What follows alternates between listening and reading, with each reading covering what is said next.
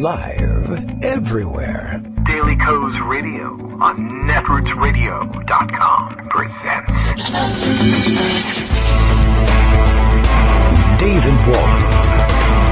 Kagro in the Morning Show.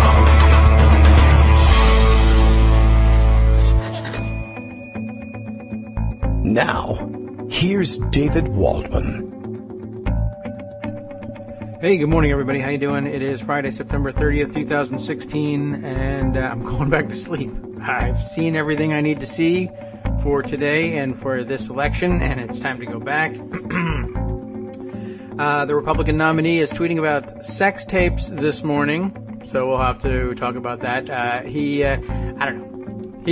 is part of his inexplicably continuing campaign to discredit a former Miss Universe, Alicia Machado. He says, don't listen to her because something, she made a sex tape and posed nude, like my wife did, minus the sex tape. But don't worry, because we're minus the sex tape on Alicia Machado as well. Apparently that doesn't actually exist, or at least not in the form that he insinuated, and you can forget all about that. I saw a good tweet this morning. Let me find it so we can give credit for it. Amy Fiscus, who is White House and campaign editor at LA Times DC Bureau, saying, yes, quite. It is dispiriting. She says, how many people just assume there is a sex tape? There isn't. And according to Snopes.com, I guess there's not. The story runs this way. Former Miss Universe Alicia Machado was characterized as a, quote, porn star shortly after she was mentioned by Hillary Clinton during a presidential debate in 2016. Of course, she's no more a porn star than Melania is. She posed nude. Both of them did. But apparently there is a porn-type film. I don't know whether it's sex tape, like, homemade sex tape thing, or whether it's an actual pornographic movie, and I don't know how you distinguish between the two. I guess production value is what's different. And turns out it's just somebody that looks like her, which, I guess there are people that look like her. That's all. I don't know. We could read the Snopes article, but who cares? Even if there was a sex tape, I can't imagine why that would matter. And I guess I'd have to ask whether it's any worse than his buddy Stewie Rah-Rah's sex tape, which is real and exists and is also probably profoundly disturbing. All coming from the guy who's, we all know his history. Don't know if I need to remind everybody of his history with what I call Pervolago. Totally speculative. I have nothing to prove whatsoever any of these allegations against him, except the ones that, of course, that have been documented in newspaper reports about his having wired Mar-a-Lago for phone surveillance so that he could monitor and listen in on any phone call being made in any room on any phone in Mar-a-Lago, which is an odd thing to sort of add to a club that has outside members, etc. And of course, also the infamous story of his inviting models over to try on bikinis in a specially designated room that just happened to have a bunch of bikinis in it, and probably, to my knowledge, no hidden video cameras whatsoever. Just change into this bikini, stand right here, and put on one of these bikinis. Everything will be great, and then we'll walk around outside, and I'll show everybody how gorgeous you are. Another gorgeous Trump girl. And wink, wink. I'll never forget how you looked that day. It's like I have a videotape of it. It's very much like that. I'm just saying the Palm Beach Police Association may know a little bit more about that. I don't. But many people are saying that they ought to look into it. That's where we are. That's the presidential race, everybody. All right. Well, by now you're certainly aware that Daily Coast Radio is live. If I haven't woken you up yet, Bill will do it from Portland, Maine. Daily Coast Radio is live now. He tweets, have you seen Kagro X lately? I haven't. Boy, he sure could lose some pounds, believe me. That wouldn't be a bad idea. I'd like to get the time to jog around the track a couple times. Why not? Everybody could stand to lose a few, I'm sure. Even the 400-pound hacker interested in doing the same, no doubt. Once he's done with his sex tape, anyway. I'm exhausted today. Kids kept me up.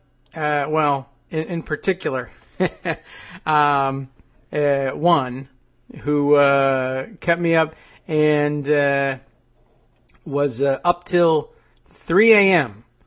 I guess pulling his first all-nighter. Congratulations to him. It's only sophomore year of high school, and so I think it's a little bit early for that. But he's learning the lesson the hard way that when a history teacher gives you a month-long independent study type project, the last week is not going to be enough to get through all of that. It's very reading intensive, and writing those answers to questions like that, it's tough to do. It's not like a book report. It's not like anything else you've ever had.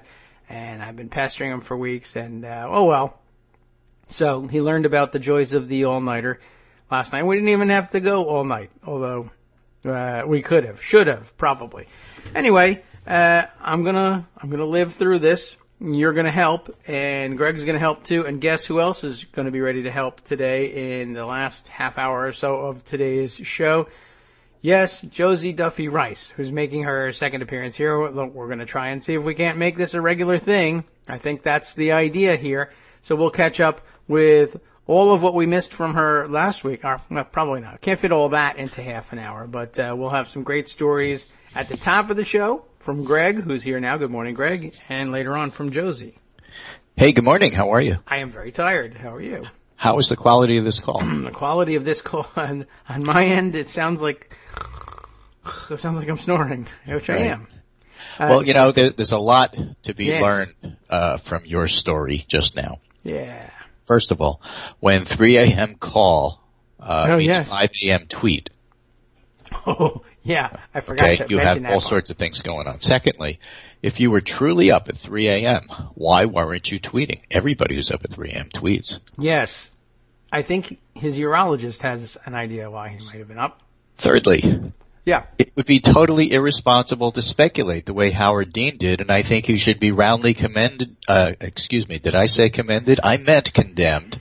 Maybe I meant commended, because David K. Johnson points out in his book, as he points out on Twitter, that Donald Trump's helicopter came from a cocaine dealer, and Trump actually wrote a letter asking for leniency for a cocaine dealer. Weird. And so the idea that cocaine and Trump should appear in the same sentence is somehow terrible. Cocaine and Trump. It would be irresponsible not to speculate about why he's up at 3 a.m. crashing. Yeah. And this current helicopter or the other one? I don't know. I didn't read the book, but I do read David K. Johnson's tweets. He was on the show once. Maybe we can get him on. He could talk about his book. Yeah, maybe. I don't know if any listeners still left from those days. Who knows? But, it's just, there's a whole lot of interesting stuff going on in terms of these tweets that I think just ought to be a little bit better highlighted. Let me give you some, for instances and examples if I can. John Podesta tweets, "I'm almost real Donald Trump's age, so get the urge to get up in the middle of the night. But important safety tip. Don't reach for your phone." Yeah, that's probably a good idea. By the way, David, everybody knows the story, right? Donald Trump was up in the middle of the night, still tweeting as of this morning, about the Miss Universe person and claiming that she's awful and she's terrible, and there's a sex tape, and how can anybody do this? In anybody's memory, this is the first time a major party nominee for the United States has actually urged everybody to go look at porn. Right. There was the other guy who was running for president who urged everybody not to because he was in it. Something along those lines. That is a weird thing. I wonder who he thinks is awake, by the way, for the master of publicity and television and et cetera. He thinks there are people awake at 3 a.m. Well, normally I'd say he was directing this toward Hawaii, but he doesn't really think that's part of the United States because that's how come he's a birther. However, what time is it in Moscow? Oh, there's a good question. So, Domenico Montanaro, who used to be at First Read and now is at NPR, has this really short tweet storm on this Trump fiasco. 5 tweets, but I think he covers it fairly well. Number 1, there's no winning this for Trump. It's a mini con episode, same pattern. Attacker gets under his skin. He disparages attacker on TV or Twitter. Is Machado a con-like messenger? No, but in litigating this election for undecideds, this episode only helps to highlight 3 things. 1, Trump's view of women, called her overweight even in his defense. 2, his hair-triggered temperament and lack of discipline. Is this the message I really want to be talking about for a whole week? 5 news cycles. And number 3, Trump's willingness to believe unproven, even disproven theories as long as there's a link, because there must have been some link on the internet to somehow suggesting that the Miss Universe actually did make a sex tape. Obviously, I think Trump's favorite news site is not Snopes. Yeah. Okay. So That it he should probably be. had no idea that it's really not true. Now, the only rationale I could think of for Trump doing this is he's deathly afraid of people reading Fahrenheit and Kurt Eichenwald. That could be. And that's the only thing that makes sense to me. Fahrenheit has a story today. Trump Foundation lacks a certification required for charities that solicit money. And so the New York State Attorney General is going to be going after him for that. Yeah, a lot of things. Trump campaign did not respond to a request for comment. I guess they were too busy chasing down these tweets and trying to take his phone away. Yeah, he's locked in the bathroom somewhere. With a allegedly gold toilet as well. The allegedly gold-plated phone, right? Yeah. So that's probably what's going on. That's the Fahrenheit story. And then there was the Kurt Eichenwald story from the other day, and this one is of interest because of the place that it's being retold. Remember, part of this is frustration on our part that, hey, how come these stories don't get wider play? Well, this is the Miami Herald. Mm-hmm. Broke Cuban embargo report says, roiling Miami politics. This is by Patricia Mazzi. Revelations that Donald Trump's hotel and casino company secretly spent money trying to do business in Cuba in violation of the U.S. trade embargo roiled Miami politics Thursday, forcing top Cuban-American Republicans to express concern, deeply troubled like Susan Collins, about Trump's dealings while maintaining that the allegation isn't reason enough to disavow the presidential nominee yet. Not yet. Trump's most prominent local Cuban-American supporter, U.S. Senator Marco Rubio, called the report troubling, serious and troubling allegations, unreserved judgment. U.S. Representative Mario Diaz-Balart of Miami, who has espoused a strong pro-embargo position, struck a similar tone, saying for now he gives Trump the benefit of the doubt. Now, the point is that the Republican leaders may not be running away from this, but the Republican community isn't going to be too happy about it. And I might add, this happens to take place at a time where there's new polling out this morning from Florida. This particular one happens to be from Mason-Dixon, which is a Republican-leaning polling firm. September 27 through September 29, so that's Tuesday, Wednesday, Thursday, post-debate, in other words, and Clinton +4. Okay. So overall, she has a 2-point lead in Florida. When people say it's tied, it's not tied. All right. And that's going to be a theme. Yes, but why isn't Clinton doing better? Well, she's up 2 points in Florida. It's really hard to be too much better than that. So, keep all of that in mind. Another new poll, by the way, out today is from New Hampshire, where she currently has an average of a 4-point lead, but it's the Mass Inc. WBUR poll, and she's up by 7. And the dates of that are September 27, September 28, September 29. That is to say Tuesday, Wednesday, Thursday, so it's post-debate. Another reasonably high-quality state poll, in other words. And what it's doing is it's actually changing the odds in terms of Hillary Clinton. The 538 Nowcast, which is probably the fastest prediction model outside of the markets themselves, which are up to 75 from 69. The fastest model for picking up these state polls now has Clinton winning by 74% to 26% for Trump, which is a remarkable change from just the other day, September 26th, when it was 52 Clinton, 48 Trump. Now it's 74 Clinton, 26 Trump, just to give you an idea of how things have changed. So when idiots like Joe Scarborough get on TV and say, well, the polls really haven't changed and there's no evidence that it's making any difference. Well, actually, it is. And there is. And there are. And so that just means since you're not stupid and you know that this is true, you're just doing this for your audience. In other words, you're lying just the way Trump lies. Sorry to say it, but you can't be so stupid as to not understand that polls are changing and look at the polls and then get on TV and claim, but nothing's different. And what's his excuse for doing that? Because there's a Jonathan Martin story in the New York Times today saying Ohio is leaning Republican. They elected Joni Ernst, then look what's happened to the polls, and the polls say this, and the Ohio polls... or Iowa? Ohio. Okay. I think you mentioned Joni Ernst. But his whole theme is that the country in the Midwest is leaning Republican. And it's unmistakable. And why is this? And Clinton's in trouble because of it. That's the theme. Okay. It's not true, it's the theme, right? I got it. Is it not true? Currently, not true. the average in Ohio is Republican 0.2.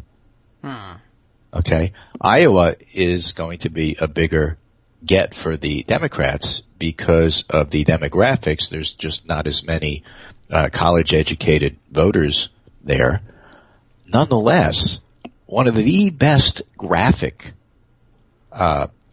that is to say, picture form, pictographic ideas of what's really going on in the election actually comes from 538. It's the winding path to 270 electoral votes. Looks kind of like a snake, and I did send you that picture. It's right at the bottom of the Skype. And if you go to any of the election forecasts over at 538, you can see it. And basically it looks like an old game of chutes and ladders. Okay, whoops, I've clicked the wrong thing, but okay, let's see. I'll check my media via Skype here. It's taking a while. All right. Well, let me know when you got there, so I'll just fill time until you catch up. Stretch it, as we say. There we go. Okay, it doesn't look like a snake. You're right. Yeah, found it? Yep. So basically what this is this winding path, and on the left, the more left you go, the more blue it is, and the more likely it is to be a Democratic electoral vote win. So D.C. is there, Hawaii, Vermont, Maryland, places like that, California. And then on the right is the same thing for Republicans in red. So Nebraska, 3rd District, Wyoming, Idaho, Oklahoma, West Virginia, places that are going to be totally out of reach for the Democrats for some time to come. And then right in the middle is the candidate who gets more than the 269 electoral votes, crosses this line. Whoever crosses the line wins. So it really is set up like a board game, and it's really kind of fun. Yeah, looks like she wins. Like in tug-of-war, you can tell who's winning and who's losing. Yes. Okay, so right now, Colorado is the state that throws Clinton over the 270. But past that, Florida's blue. Not quite as blue, perhaps, as California, but still a very light shade of blue. Nevada is an even lighter shade of blue, and North Carolina is a lighter shade of blue. So the point is the polls are saying that Clinton wins if she holds the states that are hers, and then Florida, Nevada, and North Carolina, of the 5 swing states, are actually leaning blue at this point, padding her lead, giving her over 300 electoral votes. The other 2 swing states, Ohio and more to the point Iowa, are leaning Republican. And she may win them, she may not. David Plouffe thinks she's going to win them anyway because things are going to happen and there's still a long way to go for her to organize and get out the vote. She's got stuff that Trump doesn't. That may or may not be true. I could easily see Trump winning Iowa for the reasons discussed. I can even see Trump winning Ohio. But Ohio isn't the bellwether state that's going to decide the election anymore. And anybody who's a serious election analyst, as they claim to be on Morning Joe, ought to know this. So saying that, oh, well, you know, my brother-in-law told me it's close in Ohio, and therefore, how can you really say what kind of impact a disastrous debate had? We can already see it. She's already above the 270. She's consolidating her gains. She's increasing her gains. She's actually moving ahead as of now in the polls. The next few days are going to be like this set of polls I just told you about, are going to be post-debate, and you're going to be able to see some movement. You can game it and say, it's not really movement because compared to last July, she's lost 2 points. You're missing the whole big picture here. She is actually doing quite well to the point where even Nate Silver, who's been a little gloomy this year, tweeted this morning. She actually looks to be in pretty good shape. Well, okay. Someone should tell her. And then let's get a numerical about it. So the Nowcast has her a chance of winning at 73.8. The polls only forecast, which is their gold standard because it slows down some recent polls and increases other recent polls, puts the finger on it in terms of the Nate Silver judgment of what's a good poll and what's a bad poll. So it's not a straight average in that sense. They put the chance of winning in the polls only forecast at 66.3, again, way up from the 54.8 that it was on September 26th. So just in 2 days, 3 days, 4 days, there's actually been a pretty big rise in terms of Clinton's chances, which is the point I'm making. And why is that? It's because of the debate. And as we said on Monday, when we heard the debate and then talked about it on the show on Tuesday, it was a disaster for Trump that's going to grow over the week. That's exactly what we're seeing now. Even the Morning Joe people trying to make the case that Trump is close and Trump is not out of it yet, and every time we count Trump out, something happens, cannot deny that, and they didn't even try. Nobody is denying the fact that it's pretty clear that it was a total debacle in terms of a debate for Trump on Monday, and then now this is all the implications. So in addition to having a horrible debate, he's having a horrible week. He's got the Fahrenholtz stories about what's going on with the Trump Foundation. He's got the Kurt Eichenwald stories in terms of what's going on with a must-win state for him, which is Florida, in terms of his relation to the Cuba embargo. That's going to be a local story more than a national story. I don't know that people in Colorado really care about it. Maybe they do. But certainly in Florida they do. And he now looks like a manic,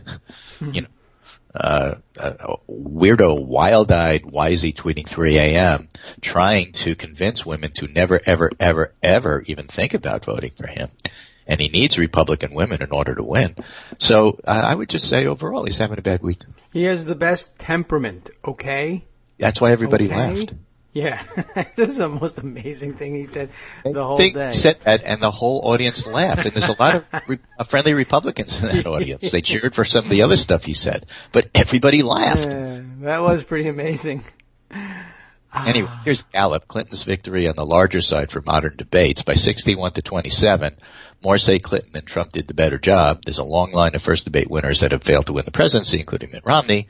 But it was actually pretty good. And this one, by winning by 34 points, compares with Kerry's win in 2004, another guy that didn't go on to win. Bill Clinton's win in 1996.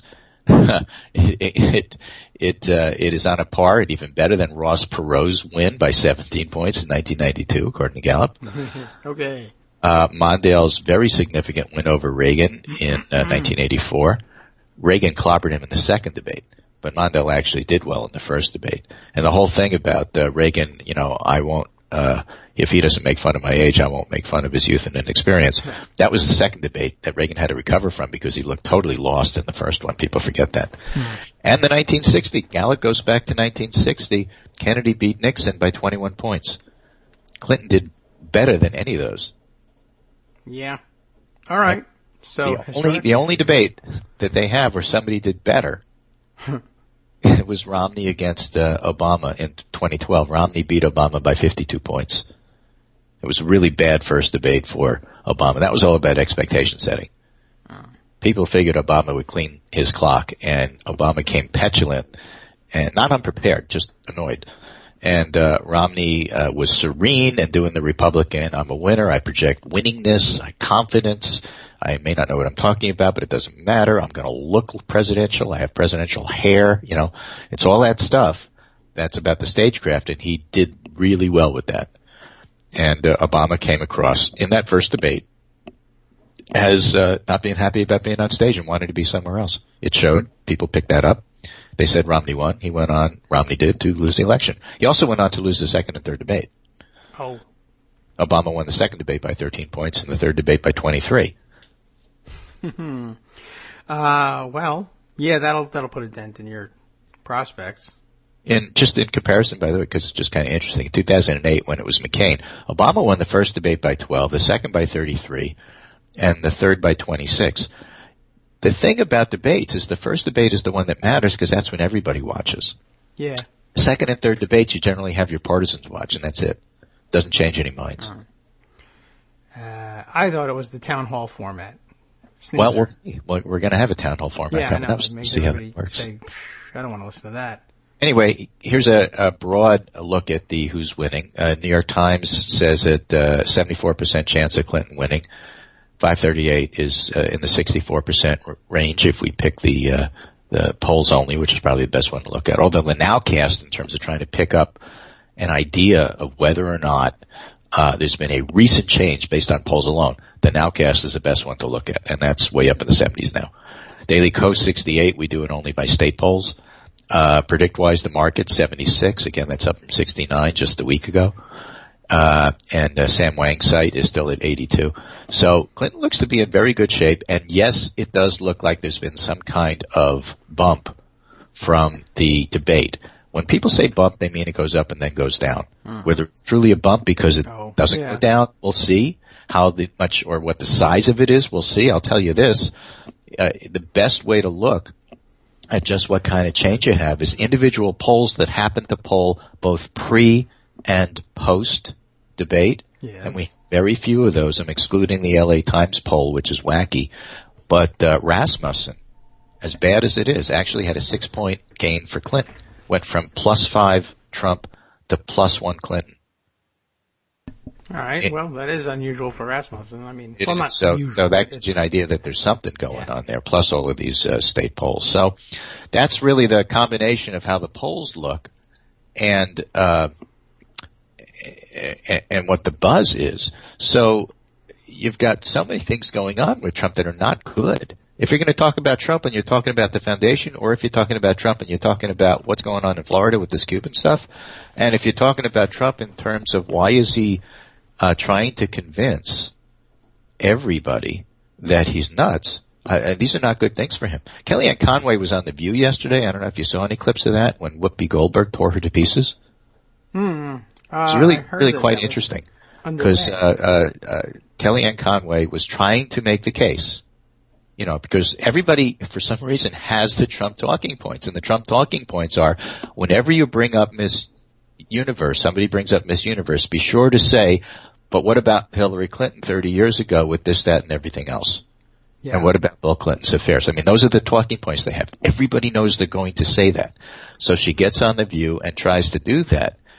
And Whoopi Goldberg just says, what about his taxes? Why aren't you releasing his taxes? She tries to pivot, and Goldberg goes, what about your taxes? Why aren't you releasing your taxes? Well, Mr. Trump's already what about your taxes? Why aren't you releasing taxes? Was absolutely hammering her on that. Of course, she didn't have an answer. Right. And at one point during the conversation, and at this point I don't even remember whether it was about the taxes or about the Miss Universe thing, Kellyanne Conway said something, and Whoopi Goldberg just gave her that side eye and said, look, I'm from New York. I know BS when I see it. Don't BS a B. And that is what you were doing. All right. No answer to that either. That would be had to have been entertaining. I heard that had happened. A glorious thing. All right, I'll check that one out. Right after the sex tape. Yeah, well, if you can find it, because the sex tape doesn't exist, so you might spend a lot of time looking for it. Check out the Sam Wang sex tape, though. Oh, I don't know about that. Okay. All sorts of things. Here's Josh Marshall. Why did Trump bumble into Con 2.0? Because Clinton laid a trap and he walked right into it. One of the unsung, unreported, I refuse to believe it kind of things that's happening in the election right now. Is there one? Yes. Yeah? What? No one will give Hillary Clinton credit for being a halfway decent campaigner. Huh. She set that trap. She baited that trap. She got Trump to step into that trap. I guess nobody recognizes it as a trap because for normal people, it's not. She brought it up at the appropriate time. She got him distracted. He was totally thrown off his game. I don't know if you can recall exactly the scene where she brings it up. Do you remember him split screen, babbling? Where'd you get that? Where'd you get that from? Where did you get that? He was very weird about that, and he was he was commenting as though he were trying to imply that it wasn't verifiable. Yeah, I didn't read that on Breitbart. Where'd you get it? Yeah. Right, exactly. Who is it that I can attack? If you tell me who gave it, let me tell you how I can shame them into, I did my, he just fell apart right at that moment, and everybody saw it. And the more he fell apart, the more she beamed, the more she shimmied. It was really quite good. And she won't get any credit for it because it's all going to be about how bad Trump is. And of course, anybody could beat Clinton except Trump. So the only reason Clinton's ahead is because Trump is losing. Also, not necessarily true. Imagine for the moment if she were running against Chris Christie and the Bridgegate trial was right now. So there's a lot of counterfactuals that everybody would like to believe is true. I'm not saying that she's the second coming of Obama or Bill Clinton as a campaigner. She's not. She's not that good. But she's not that bad. She's won Senate races. She did awfully well against the greatest campaigner of all time, Obama, in 2008 and almost won. She really, and that's with a bad campaign and people like Mark Penn. Now she's got a good campaign and she's very disciplined and she's doing fine. And of course she's not going to get any credit for it. Well, I think she'd probably be okay with that. She'd be fine. She'd trade a win for getting credit. I'm just pointing it out. Right. And that's why it's one of the untold stories of this election right now. Yeah, I guess it must be really interesting discussions at campaign headquarters, too, when whoever... I imagine that there's at least one strategist helping to formulate these traps and to propose them to her. Yeah, the psychologist. It may be that she's coming up with them. Probably hired somebody from the Defense Department for psychological warfare and pre-debate. Well with it. That was the spin from the Republican side, was that they were preparing some sort of psychological profile that they were going to use to disrupt Clinton in the debate. I do recall. Yeah, they're probably working on it. They'll get around to publishing it in December. Yeah, right, along with the autopsy. So, right. The other thing that, again, remember, we started this segment with talking about your night. I don't remember. And one of the other things that this teaches us, which is really important, is lay off the millennials. Stop yelling at them. I said to you the other day, they are procrastinators. They get this stuff late, like deciding what to vote. And then you gave us this great example of how the youth of America actually falls into that category. They do.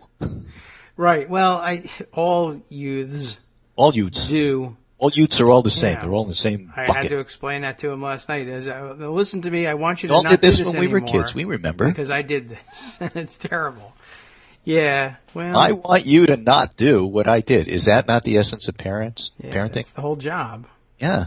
Let me tell you what I did wrong so you don't make that mistake. You got to make some other mistake. Yeah, well, please do. Take your time, make your own mistakes. But, yeah, for some reason, that doesn't appear to do the trick. No, it never works. But I'm just saying, we all procrastinated when we were younger. It's not a surprise. Yeah. It's not a shock. You have to expect it. Yeah, I did. I watched it happen. There was just no way to get through to him that AP history is different from procrastinating, your ninth grade earth science project. My wife teaches at the college level. She teaches history.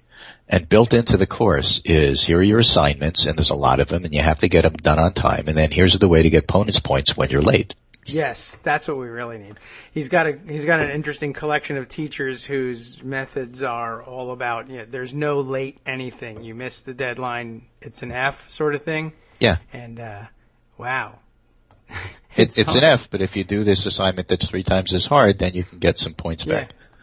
That so far we haven't found the points back. Well, you can't do that with voting. I mean, if you don't vote by election day, you can't vote later and say, okay, does my vote count? That's a great mailer to send out to the deplorables. That's right. If you don't make it on time, then you vote the next week and you get 3/4 of a vote. Yeah, I was going to say it's worth more if you wait till Wednesday. Oh, yeah, even better, right? You get 2 votes. Right. Mail it out. Okay. Well, let's try that. Okay. I'll bet somebody will contact the Trump campaign and see if they can get money for it. Yeah, why not? Getting money out of them is kind of difficult. Right. This is true. Anyway, let's see what else we have here in the grab bag. First reads morning clips from NBC. More woes for the Trump Foundation. Whoa. And note they're leading with the Trump Foundation. Drip, drip, drip on the Trump Foundation. And then the traditionally conservative newspapers breaking with tradition to urge readers not to vote for Trump. USA Today, I don't know if you saw that. In their editorial, they didn't endorse Clinton, but they said absolutely under no circumstances do not vote for Trump. They have never taken sides in a presidential race before. Okay. They wrote, this year the choice isn't between 2 capable major party nominees who happen to have significant ideological differences. This year, one of the candidates, Republican nominee Donald Trump, is by unanimous consensus of the editorial board unfit for the presidency. Wow. That's pretty good. Yeah. Thank you. And USA Today is something that's, shall we say, Yes. widely read. In the USA, it is. USA Today. Anyhow. Right. So people are See going to read that tomorrow. today in the USA. Cancel my subscription. Do you know anybody that Right. subscribes to USA Stop putting it Today? in front of my hotel door. Yeah, right. If you're not, who isn't a hotel? I wonder, has anybody Trump else, do you think they have? I don't know. Did they do that one? You have I don't know. ever met anyone who gets home delivery of USA Today? Please call Trump me. Tower. We Yes, wanna this talk is to you. the room 876. I didn't get my USA Today. And Right. it'll be a long time before you get it. Let me tell you. It is Believe from me. the States.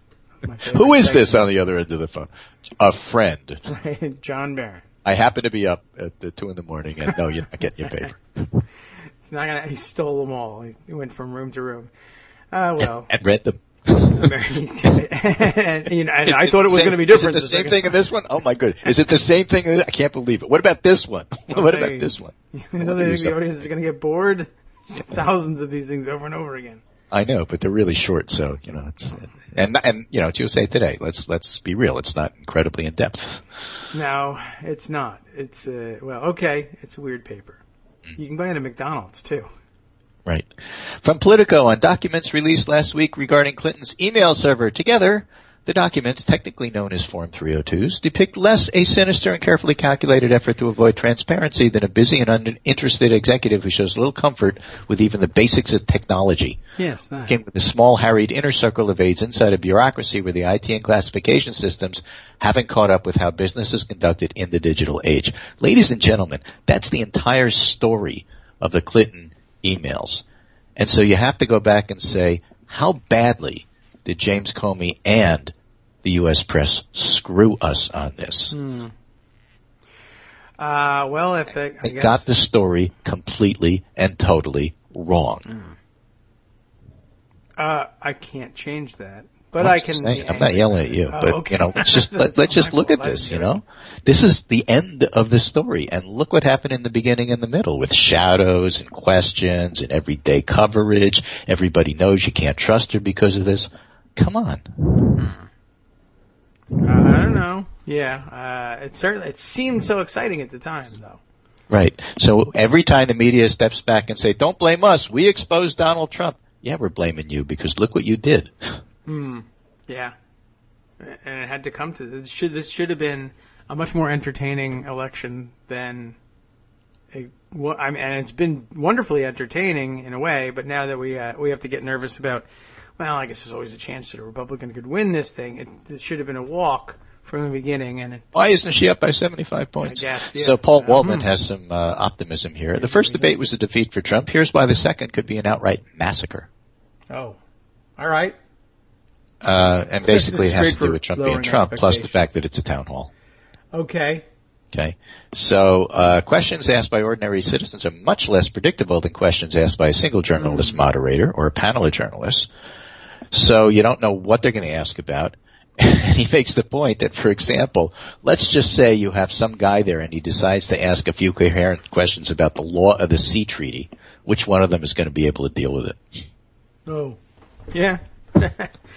Although, I mean, is there a real chance that town hall questioners ask about the law of the sea No, treaty? but whatever they ask, Clinton's going to have an answer. And it is possible that something that's just a little bit off base esoteric because you don't know what's coming is going to throw Trump off his game.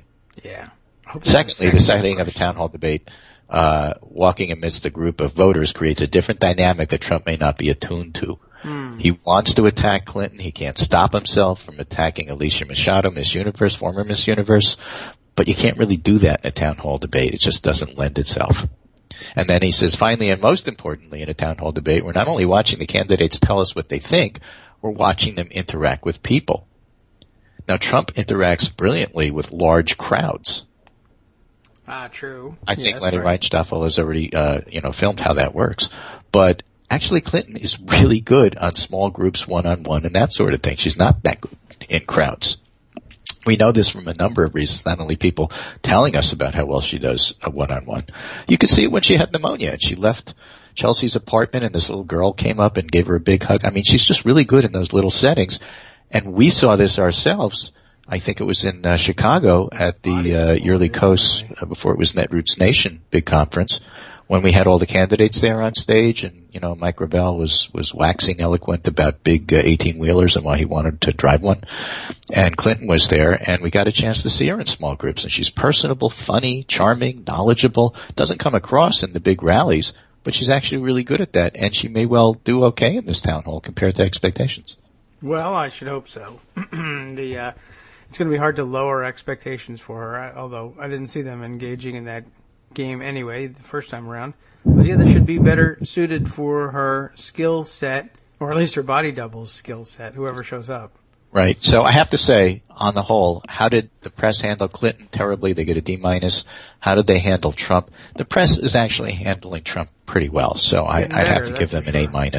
Just look at the Baron Holden Eichenwald stuff. And this is Glenn Kessler writing in the Washington Post, who's been probably the best paper to follow in terms of what's really going on.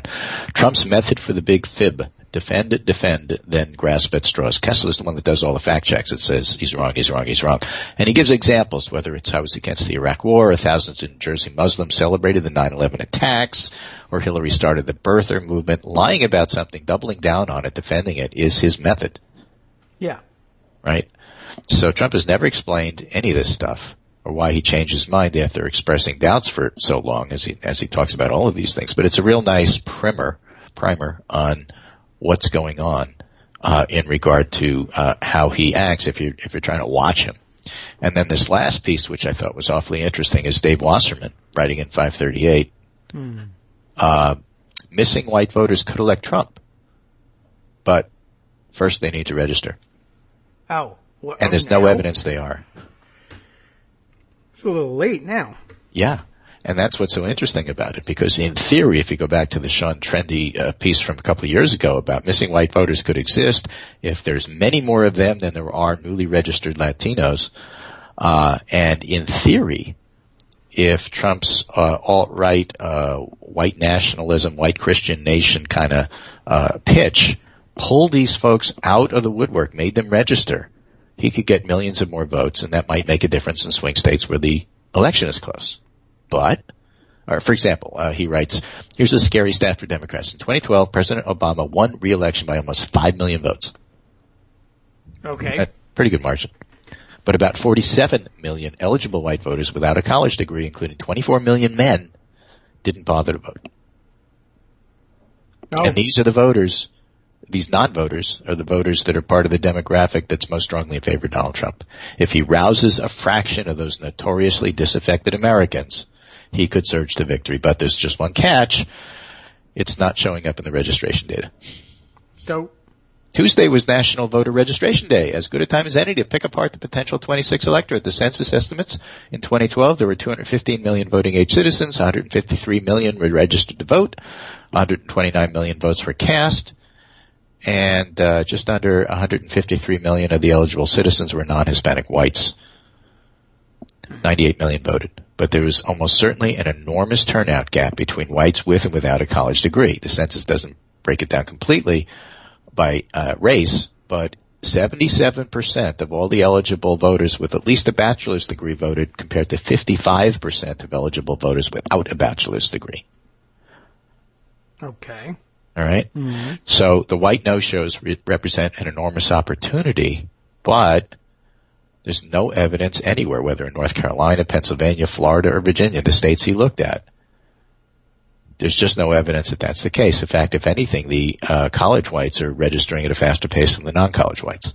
Well, I guess that stands to reason.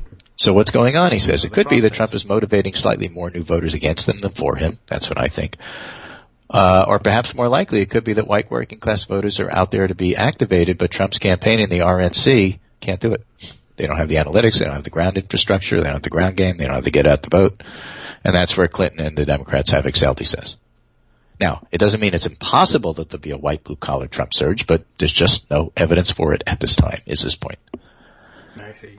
Okay. Well, the last piece, and I don't know if you saw this. I don't know. Maybe not. It happened to be at 5 o'clock yesterday. It's on the Daily Meet the Press piece with Chuck Todd. And he has Jason Miller, yes, Trump campaign senior communications advisor. And it's one of those, what? Play that again. Okay. Everybody made a GIF of it and is playing it constantly. I was mesmerized by the two goatee thing. Yes. So it looks like rubbing my eyes. What?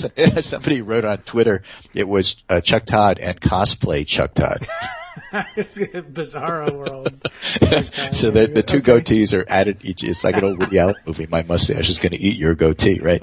So you have Jason Miller, who is the communications person for Trump, not John trying Miller. to make the case to Chuck Todd that Trump is ahead and won the debate because all the polls say so. Right. And it's one of those, says who? The polls, all of them. So Chuck Todd said, wait a minute, show me one scientific poll that shows that Trump was ahead. Well, you have Time, you have Breitbart, you have Drudge, and Chuck says, those aren't scientific polls. Those are fan polls. Yeah. They don't count. Those are fan polls, man. You can't count those. They are not scientific. Oh, yes, they are. They measure enthusiasm. I said, you can't make the case that those are actual scientific polls. Yes, I can, and I will. And just fascinating. Yeah, and there's no remedy for this sort of thing except, This is unskew the polls, 2016. Yeah, I guess. I'm still waiting for somebody to just say, give me that microphone, get out of here, you idiot. Yeah, You're not allowed I'm still back Chuck there. Todd. And yours is fake. I'm going to pull that right off of yours. Come on, get out of here. Right, and then you tie him up, and then you and Scooby I know you're not pull the the real Chuck mask Todd off. because you're talking about these things as if they're real polls. Get out of here. Right. He pulled the mask off. Newt Gingrich. What? I would have gotten away with it, too, if it wasn't for you meddling. All right. Well, anyway. Meddling Democrats. Ugh. The Dollars. So anyway, so the whole thing is just like incredibly bizarre and entertaining. And you know what?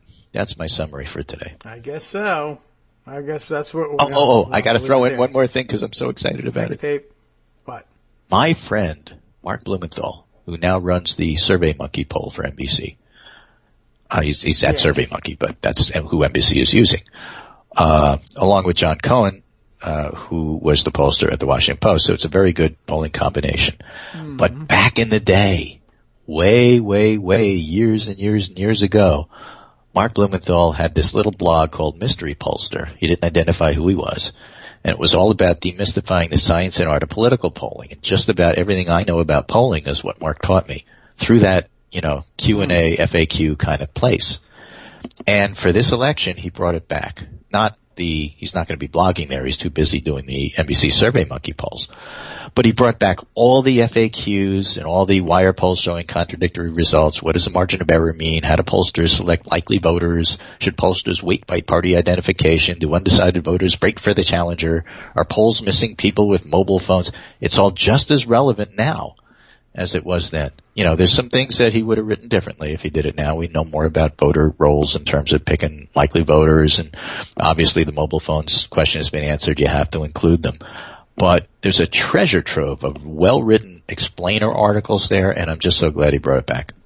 Well, very good.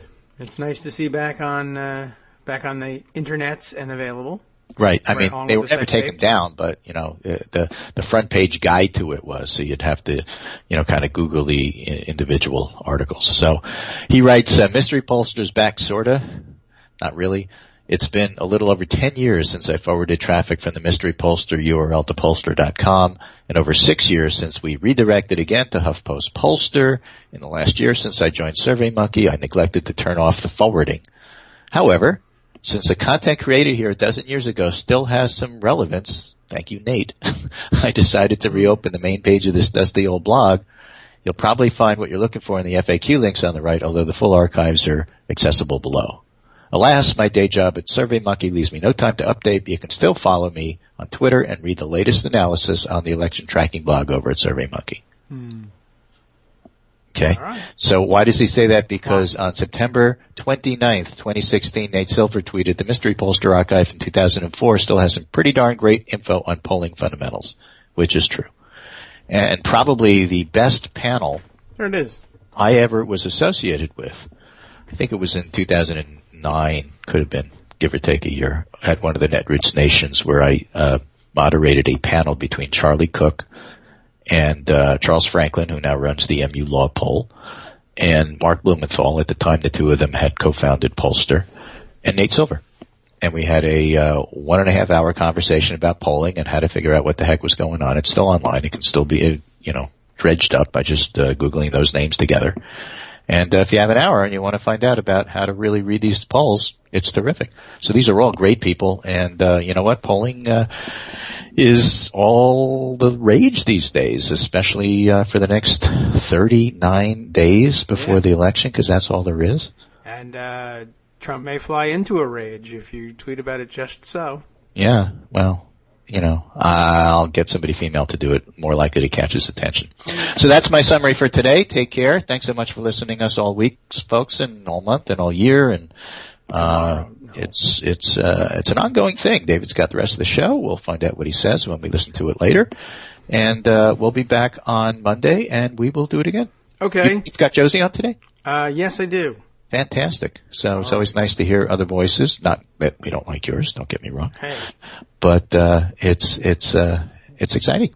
Yes. All right. Well, I hope so. I hope that something needs to keep me awake for the next hour. I hope it's an exciting show. Well, if you don't know what to do, just go ahead and tweet. That apparently seems to be the thing. Take care, and I'll talk to you Monday. Okay. Thanks very much. You take care. Do the same. All right. Have a great weekend. Let's see. What can we do with our time in between now and our visit with Josie? Well, Farenthold's article seems to be sort of all the rage this morning, and we should take at least a quick peek at that, though. Beyond the obvious, I don't know. I like the level of detail always, of course, but I guess the main thrust of it is here. We can skim through it, but when Trump, remember that Farenthold is the one who told us the story of how and when Trump changed the nature and focus and source of fundraising for his foundation, and how easily the big story was that how he found it so easy to populate, I guess, to fill the coffers of the foundation with other people's money. But that wasn't originally the case. Originally, he did, in fact, start the foundation himself and fill its coffers with his own money. But he very quickly learned that he did not need to do that, and Farenthold documents that nicely as well. Well, here, we'll just run down it and get to the key point, which is that when he transitioned from a foundation that gave away his money to a foundation that gave away other people's money, he changed the nature of the foundation's work and its, maybe not its mission. I think it was always the same mission, but he essentially changed the kind of organization it was. And because he's a giant ignoramus and thinks that, laws, rules, paperwork, etc. is for the little people. I have people who take care of that. It didn't even occur to him that making a fundamental change in the nature of the organization might require some sort of compliance with rules and regulations. And so he just didn't bother with it, and he has now run afoul of the law. We'll see how badly. This is Farenthold's reporting from yesterday. Donald Trump's charitable foundation, which has been sustained for years by donors outside the Trump family, has never obtained the certification that New York, and this helps answer the question of why the New York Attorney General is involved, right? If the donations were largely, for instance, made to, the Florida Attorney General or the Palm Beach Police Foundation, all of these things taking place in Florida, why the New York interest? New York state law requires certification, a particular type of certification, before a charity can solicit money from the public. It's a consumer protection type law. You can't just set yourself up, say you're a charity, and start collecting money from people without going through a certification and audit process. And you know how much he loves audits. But of course, you can set up your own foundation and steal your own money and give it away and do it badly. They don't care that much about that. It's when you start soliciting the public for donations. So has he been doing that? That's another good question. Does the Charles Evans Foundation count as the public? Maybe, maybe not. But he crosses the line nonetheless, and Farenthold documents it. Okay, under the laws in New York, where the Donald J. Trump Foundation is based, any charity that solicits more than $25,000 a year from the public must obtain a special kind of registration beforehand. Charities as large as Trump's, if it is indeed a charity, must also submit to a rigorous annual audit that asks, among other things, whether the charity spent any money for the personal benefits of its officers. Well, yeah, that's what we've been learning about the last couple of weeks, that they do. If New York Attorney General Eric Schneiderman finds that Trump's foundation raised money in violation of the law, he could order the charity to stop raising money immediately. And with the court's permission, Schneiderman could also force Trump to return money that his foundation has already raised. The Trump campaign did not respond to a request for comment on Thursday. I don't know how that would look, by the way. Is that something that they really would want to do? Maybe, possibly. But certainly the Trump campaign, their job at that point would be to say, well, this money could be going to charity, and it could. This money could be going to charity, and you're making us, give it all back. But of course, the money can still go to charity. It just can't be given by you. But yeah, we'll see what. I don't know that it'll get that far in their proceedings. Certainly not before November. Anyway. Schneiderman's office declined to comment on whether it was investigating the lack of registration for the Trump Foundation. Schneiderman had previously launched an investigation of the foundation in the wake of reports by the Washington Post that Trump used his charity's money to make a political gift, Pam Bondi, to buy paintings of himself, and to settle legal disputes involving his for-profit businesses. And that's the key one, really, in my mind. That's the one that disturbs me the most. Tax filings show that in each of the past 10 years, for which there are records, the Trump Foundation raised more than $25,000 from outsiders, so that would put it afoul of the law. Tax records alone do not reveal whether the donations amounted to solicitations under New York law, but in several cases there is strong evidence that they did. For instance, the foundation received more than $2.3 million from companies that owed money to Trump or one of his businesses, but were instructed to pay the foundation instead, according to people familiar with those transactions. We heard that story earlier this week. In the most obvious example of a public solicitation, the Trump Foundation set up a website earlier this year to collect small dollar donations that it promised to pass along to veterans. That's how this whole thing started. In all, the website said the Trump Foundation took in $1.67 million through that site. But as of this week, the Trump Foundation has not obtained the state registration required to ask for donations, according to a spokesman for Schneiderman. Experts on charity law said they were surprised that Trump's foundation, given its connections to a wealthy man and his complex corporation, did not register to solicit funds. He's a billionaire who acts like a thousandaire, said James J. Fishman, a professor at Pace University's law school in White Plains, New York. He said Trump's foundation seemed to have made errors, including the lack of proper registration, that were more common among very small family foundations. You wouldn't expect somebody who's supposed to be sophisticated and brags about his business prowess would run his foundation like this, Fishman said. The Trump Foundation was established by Trump in 1987 to give away the proceeds of his book, The Art of the Deal. Trump is still the foundation's president. For many years, Trump was the foundation's sole donor. He gave a total of $5.4 million. Between 1987 and 2006. $5.4 million, nothing to sneeze at, but it is if you're a billionaire. I guess you could sneeze at that pretty reasonably. Okay. Under state law, the foundation during that period was required to have only the least demanding type of certification, referred to as EPTL, because it's governed by the Estates, Powers, and Trusts law. Get it? Easy enough, right? Under that registration, the Trump Foundation filed annual reports with the IRS and the state, but the state did not require an independent audit to ensure that the charity was handling its funds properly.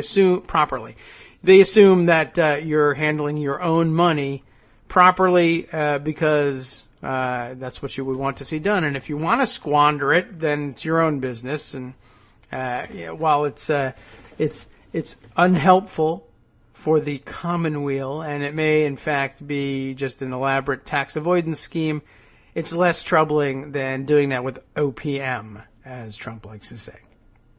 But as we know, starting in the early 2000s, Trump's foundation began to change. It began to take in donations from other people. And this was a new part. How did he make this shift? At first, it happened a little bit at a time.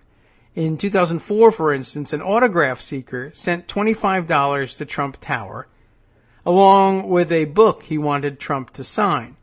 The book came back signed. The money was deposited in the Trump Foundation. That actually makes sense. I could see why anybody would do something like that. Sent me $25. I'm supposed to be a billionaire. Am I going to cash this check? That looks ridiculous. I put it in the Trump Foundation. Seems fine. Then the gifts began to get larger. In 2005, Trump's wife, Melania, was named godmother of a new ship launched by Norwegian Cruise Lines. Who even knew that they did these sorts of things? Trump knows, because he knows about every promotional opportunity in the world. As part of its agreement with Melania Trump, the cruise line said it gave $100,000 to the Trump Foundation.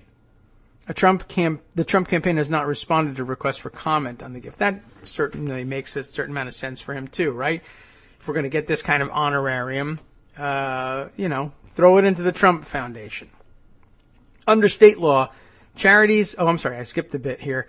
In the meantime, Trump himself drastically reduced his gifts. Once he found out that he could rent Melania out as a godmother to a Norwegian cruise line ship for $100,000, the light switch flips on. He realizes, I don't have to give away my own money in this foundation. I can fill it with other people's money through these ridiculous deals and honoraria. So, in the meantime, Trump himself drastically reduced his gifts. After 2008 tax records show he stopped giving altogether. Since then, according to tax records, the Trump Foundation has received all of its incoming money, more than $4.3 million, from other donors. Under state law, charities that solicit donations from others in New York must register under a different law called 7A for its article heading. In that law, the definitions of solicit and in New York are both broad. Solicit means to directly or indirectly make a request for a contribution, whether express or implied, through any medium. That is pretty broad. The requirement covers any solicitation that happened in New York or involved a donor who was in New York when somebody called them and asked. The only thing it wouldn't cover is somebody giving money without being asked, said Pamela Mann, a former head of the New York State Charities Bureau, who is now in private practice at Carter, Ledyard, and Milburn. The law says that soliciting from the public in New York without being registered to do so is an illegal act. I would anticipate that by this afternoon, Boris Epshteyn is ready to say, well, that's why, Farenthold's reporting says when he approached the Charles Evans Foundation that it was in New Jersey, because it's based in New Jersey. So maybe Trump drove to New Jersey to ask that question, and so therefore there's no New York act in that one. Or maybe all of the solicitations were made at Mar-a-Lago, so that New York has no jurisdiction there. I'm sure that they'll make some sort of claim like that. But, well, in many cases, those things will be relatively easy to prove. He wants some circumstantial evidence. One of the big donors that we uncovered the other day, we were just looking at the old 990s, was that guy, I can't even remember what his name was. He's like a German name, right? And he lives in Palm Beach, and he was a big donor to the Trump Foundation for some unknown reason. And in one of Trump's books, Meredith McIver helped him with documenting just the way he spent his day. And remember, for some dumb reason, they included in the book that he took a call from that guy at his office or at his place in Trump Tower. So I guess that establishes it. We don't know what was discussed in that phone call, but that's why it's just circumstantial evidence. Hey, maybe it was something else. They just wanted to play tennis. Anyway, the Trump Foundation has received more than $25,000 from people other than Trump in all of the past 10 years, shown in the tax record. So that would mean that this 7A requirement is triggered. In some cases, the donors have declined to comment, so it's not clear whether the donations were actually solicited, and if so, whether the solicitation happened in New York. But in several cases, the Post's reporting has indicated that the Trump Foundation or Trump himself did help bring in the money. In 2011, for instance, Trump was the star of a televised roast on Comedy Central in New York. Remember this one? He directed his $400,000 appearance fee to the Donald J. Trump Foundation, according to the Trump campaign's staff. Between 2011 and 2014, the Trump Foundation also received nearly $1.9 million from New York businessman Richard Ebers, who sells high-end tickets and one-of-a-kind experiences to wealthy clients.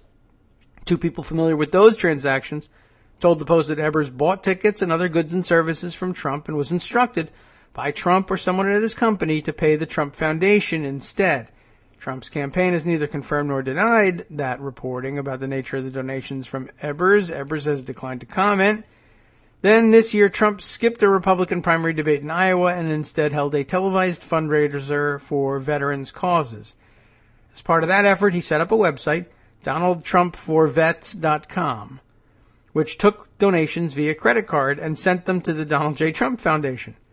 Over $1,670,000 raised online, said the thank you message from the Trump Foundation after the Post made a $10 donation in March, just to see how it would go, I'm sure.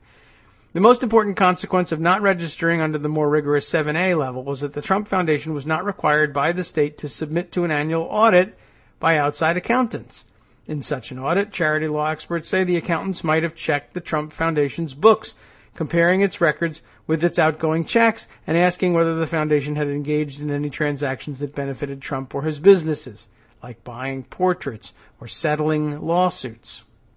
In recent years, the Post has reported, Trump's foundation does appear to have violated tax laws in several instances. There's the 2013 Pam Bondi gift.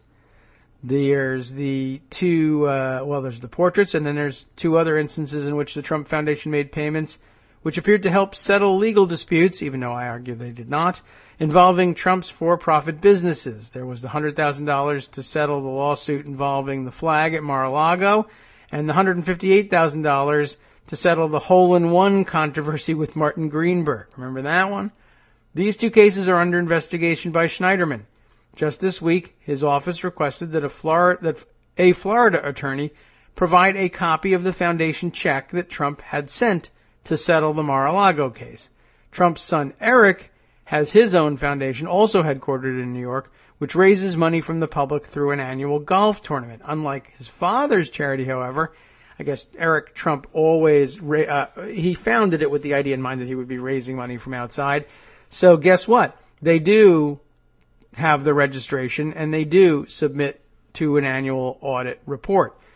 The two Trump foundations share an accountant, Donald Bender of the firm Weiser Mazars. A spokeswoman for the firm declined to comment on Thursday. I think Donald Bender might have gotten a little lazy on that one. So they got no excuse. The accountant for both of them knows enough to know that Eric's foundation needs the 7A registration and needs to submit to audits, but he's failed to get around to getting the Donald J. Trump Foundation registered correctly. And it may just be because he's an accountant and he's not a tax law guy. But anyway, actually quite significant and really pretty revealing. Was it the New York Times piece that took this angle? Somebody took the angle that that Trump's disregard for the 7A filing requirement and audit requirement is actually a pretty good look at what he's really all about when he says he's a law and order candidate. He's got no interest in learning what the law is or whether he is actually in compliance with it. Yeah, here's the tweet. Frisbee Dog. Thank you, Frisbee Dog, for just happening to retweet this one or to like it at the moment I needed to see it. New York Times Opinion is the Twitter account on this one. The way Trump used his foundation gives us an idea of his attitude toward the rule of law. And luckily, the rule of law isn't any sort of important concept in this country. Hey, that would actually be a good segue to Josie's segment, I am sure, because, of course, the rule of law would be, well, a major concern for her beat. Let's just skim this one, and we'll make this note. If you're listening, Josie, you don't have to wait for me to be done with anything in particular. You can walk in anytime, and we'll gladly take your call. I never refuse. Anyway, the New York Times has this piece. In addition to being the Republican nominee for President, Donald J. Trump is president of the relatively small Donald J. Trump Foundation and chairman of the relatively large Trump Organization. Although the foundation is a charitable organization, it appears to have been used for less than charitable purposes.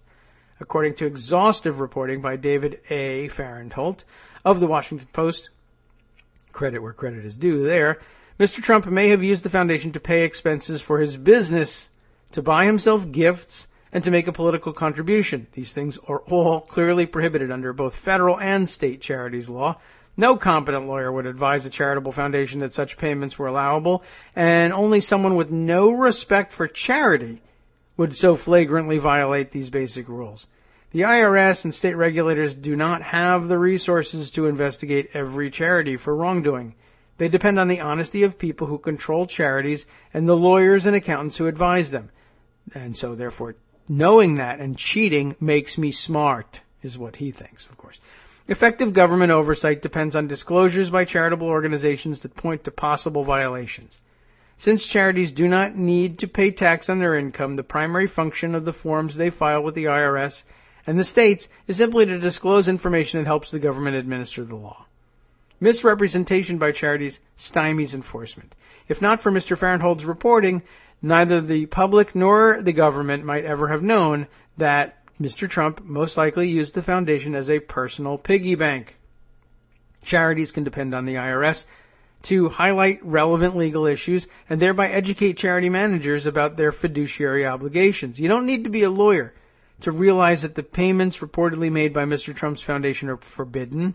The IRS's Form 990-PF, which all foundations are required to file, flags the issues by posing pointed questions about improper activities. I mean, basically, they ask you point blank, did you do any of these things? Because they're illegal. So that's a pretty good indication that they are doing a decent job telling people what they should and shouldn't be doing. Whether or not they comply, well, Trump will never comply with anything. For example, the form asks if the foundation spent more than $100 during the year, either directly or indirectly, for political purposes. The Trump Foundation answered no on its filings for 2013, even though it had made a $25,000 political donation that year. 3 other questions also inquire about political expenditures. Nevertheless, the foundation declined to mention that contribution made to a group supporting the 2014 re-election campaign of Pam Bondi, then Attorney General of Florida. A Trump Organization official told the Post that the contribution was made in error and that Mr. Trump had paid a $2,500 excise tax in connection with it. Similarly, annual forms ask several questions about whether a foundation has been involved in self-dealing transactions, which include those in which the people who control the charity use its funds for their own benefit. If the foundation's board members did not know what activities constituted self-dealing transactions, the form lists them in the questions. The foundation answered no to all of them. Why did they do that? Either because Trump's ignorant or because Trump figures, well, if I answer yes, they'll come after me. So I'll answer no. And I know they don't have the resources to check these things. I'll just say no, and we'll be done with it. Because I'm smart. I know that if I say no, they're probably not going to check. Even though he keeps insisting to us that he's audited every year, this way they won't audit. Because something else. Because foundation. Because it's a charity. But it's got Donald J. Trump's name attached to it. And he thinks he's such a martyr. How he could not anticipate being audited, I have no idea. Well, I have some idea. He's a lying, gimme-tarian idiot. That's how. Anyway, to move on there, if the foundation's board members didn't know what constitutes self-dealing, it's listed on the form. The foundation says no to all of them. Farenthold's reporting, however, has revealed such transactions in more than 1 year. Consequently, the filings fail to reveal that the foundation paid to settle a lawsuit that arose out of Mr. Trump's business and that it bought a collectible football helmet, quote-unquote collectible, and a painting of Mr. Trump that would hang in one of his hotels. For these reasons, the foundation's tax returns contain clear misrepresentations. An officer or trustee of every foundation must sign the returns under penalties of perjury. And I remind you, penalties of perjury. Given the explicit questions that the tax form asks, it's hard to believe that the foundation omitted so much relevant information by mistake. In other words, that was actually the tip to them that they shouldn't include it. The foundation's governing board consists of Mr. Trump, his children, Donald Jr., Eric, and Ivanka, not Tiffany, and a Trump Organization employee. They were advised by an accounting firm to which the foundation paid a $5,000 fee in recent years. If the Trump family failed to understand the questions, their accountants could have explained. While most charity board members are loyal fiduciaries serving the public good, some abuse the trust that society places in these institutions. The rules for private foundations are strict. Congress was worried that wealthy individuals would use their foundations for private gain, like he did. At the same time, the rules encourage the great generosity of real philanthropists. I added real there. The law demands transparency to make sure charitable organizations deserve the favorable tax treatment they receive. While Mr. Trump has refused to release his personal tax returns for public inspection, investigation of the foundation's returns show that he has not been forthcoming with the tax authorities. The foundation's returns also tell us something about Mr. Trump's charitable giving, which his personal returns would more fully reveal. He may not be very generous. Mr. Trump's most recent contribution to the foundation was $30,000 in 2008. No member of the Trump family has made a donation since. The candidate is given to other charities directly, but he will have to release his personal returns, or he may have anyway. He'll have to release his personal returns for voters to know for sure. Violations of these rules are an affront to all charities. The IRS and the Attorney General of New York, Eric Schneiderman, who is investigating the foundation to determine whether it complied with state law, should hold it to the highest standard. If the reported violations prove true, the foundation does not deserve its charitable or tax-exempt status. Americans who give to, volunteer with, or depend on charities should know that politicking and self-dealing by charities are never acceptable. The candidate's apparent disregard for the law does not bode well for a Trump administration. Neither do the polls, by the way, bode well for a Trump administration, but still, we'd like to see that taken care of. All right, one more thing I'll shoehorn in here before I expect to be hearing from Josie. Just in terms, I was reminded by the fact that there's basically warnings on the forms, the 990 forms, that the Trump Foundation and other charities have to fill out, listing, here are the problem areas. Did you do any of these things? Reminded me a little bit, the warning idea anyway, of the after story of the veto override vote that we discussed on Wednesday with Joan. And they did, in fact, hold those votes. They did, in fact, override President Obama's veto of the, what did they call this thing? The Justice Against Sponsors of Terrorism Act, or JASTA. Check this out. They overrode the veto and made it law. And just before the vote, it began to become obvious that there were some serious problems with the legislation. And in fact, after the vote, which was 97-1, by the way, in the Senate, 28 senators, apparently, changed their mind eventually and signed on, essentially, I should say, and they signed on to a letter to the sponsors of the legislation saying, well, we'd like to see another bill move that will correct some of the things we see as problems. The White House, I thought, overreacted a little bit in saying that this was a major embarrassment, but I guess I maybe misread what they were saying. It wasn't a major embarrassment to the White House. It was a major embarrassment to the Senate that they only after blindly jumping off we're going to overturn an Obama veto cliff for some of them. Some of them actually preferred the legislation and didn't mind the problems or thought it was at least a good start. Others, I suspect, were just of the mind of whatever Obama doesn't want, we do want.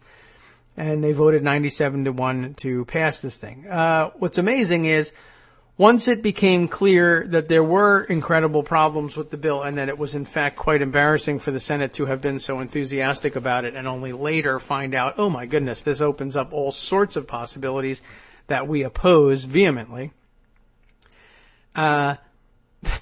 Mitch McConnell has a press conference and blames it on President Obama, saying, you didn't do enough to warn us what the dangers of this bill actually were, so we were fooled into supporting it. Never mind the fact that the man vetoed the thing, and of course with a veto comes a veto letter that says, why I vetoed your bill. And I guess nobody read it.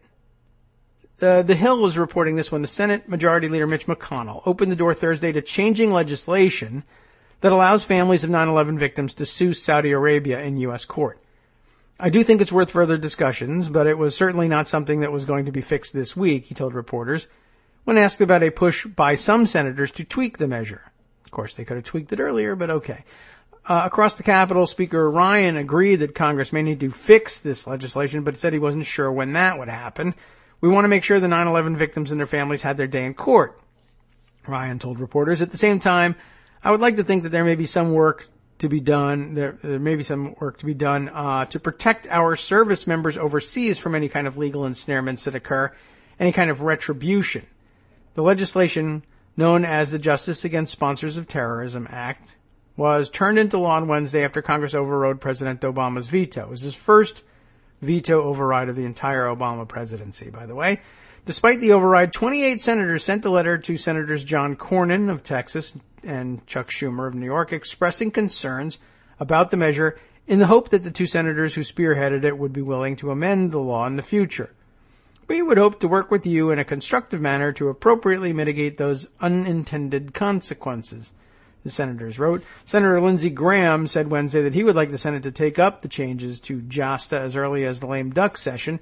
The Senate's leaving town Thursday, that would be yesterday, until after the November elections. There's a desire to amend what occurred yesterday to put us in a better place, said Senator Bob Corker of Tennessee, chairman of the Senate Foreign Relations Committee.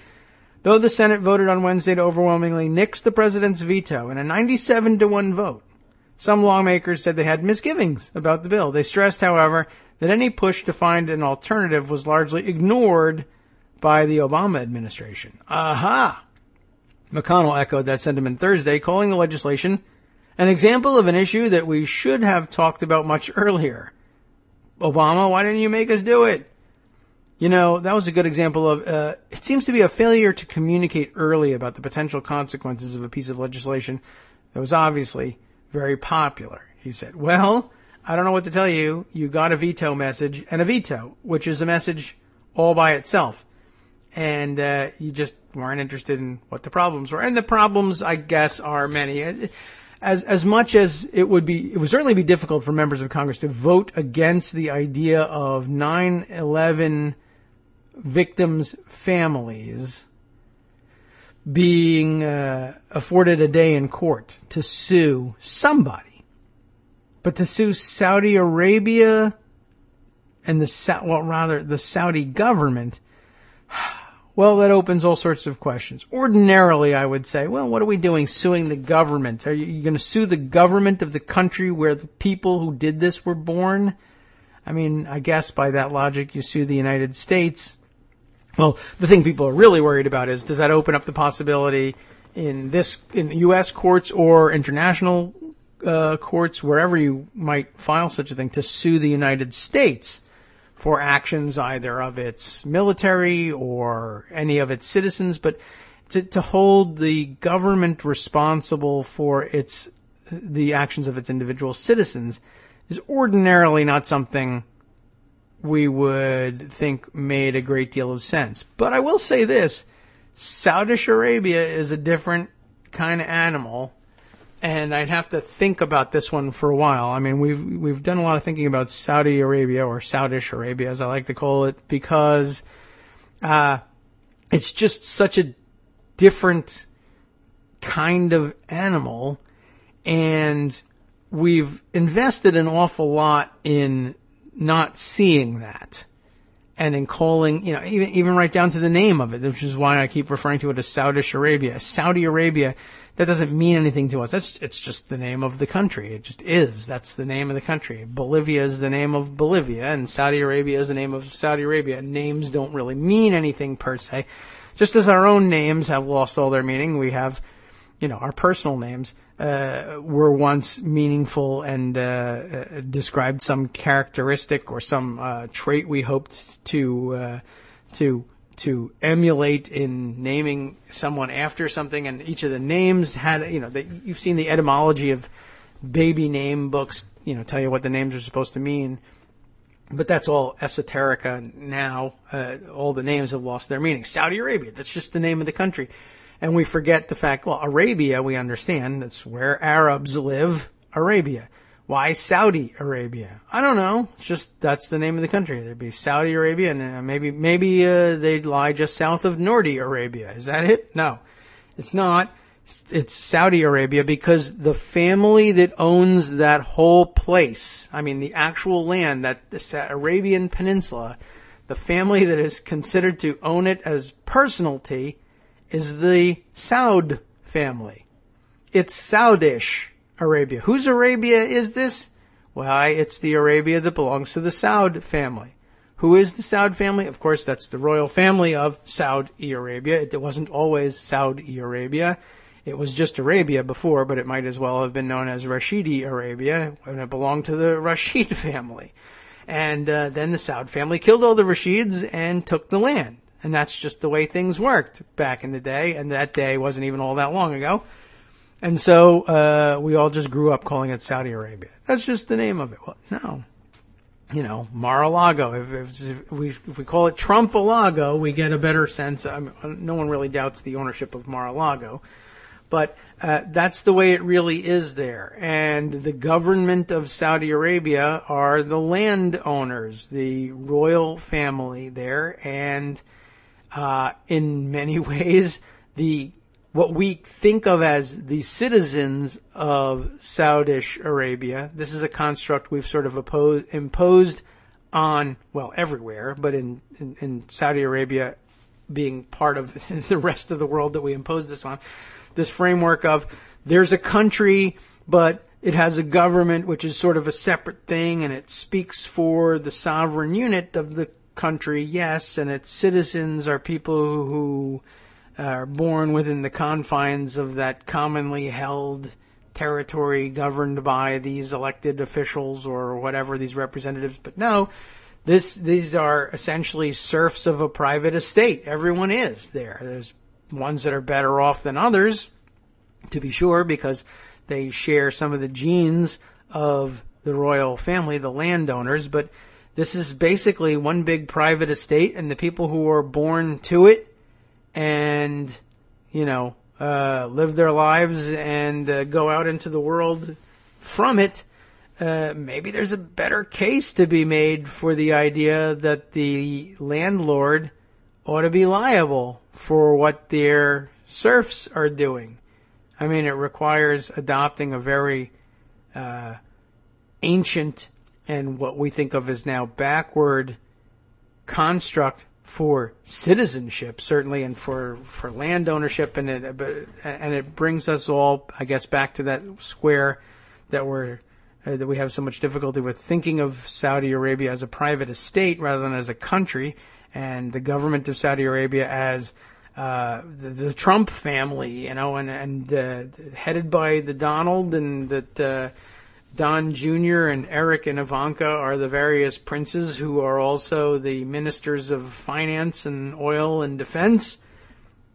And what goes on in the Trump empire is a direct result of the culture that they impose on it from the top. So I don't know. It's a very different thing.